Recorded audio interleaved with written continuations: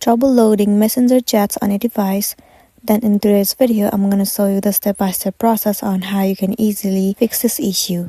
First thing first, head over to the application Messenger. Make sure you are logged in into a specific account. After that, close the tab and then reopen it. It will refresh the page. If not, head over to the App Store on your device. Once you're inside the App Store, in the search bar, search for Messenger. Move into this app right here. Over here, you can see the option of update.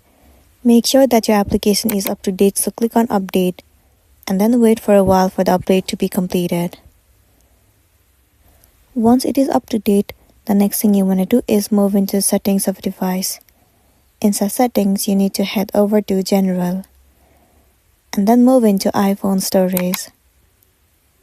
In this page, you need to head over to the application Messenger. Now click on Offload app and once again tap on Offload app. It will clear the cache and the storage of the application.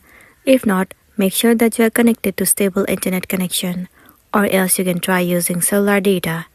So this is simply how you can fix Messenger chat not loading. If this video really helped you, give it a like and check out our next tutorial. Thank you.